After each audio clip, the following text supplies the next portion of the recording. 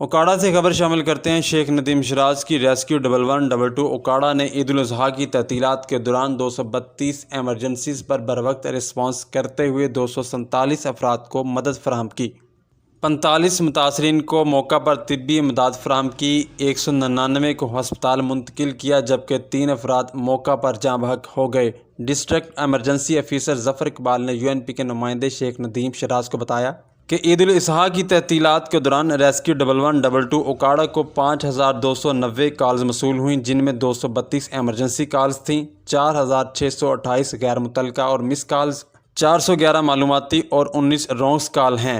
232 emergencies में 123 road traffic हादसात, 95 medical, 2 आग लगने के वाक़यात, 13 क्राइम और 29 मुतफर्रिक किस्म के हादसात शामिल हैं।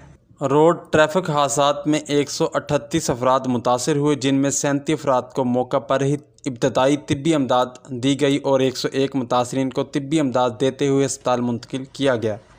आग लगने के 2 वाक़यात हुए। इन वाक़यात में रेस्क्यू 1112 बर वक्त रिस्पॉन्स करते हुए तकरीबन 50 मिलियन की प्रॉपर्टी को बचाया।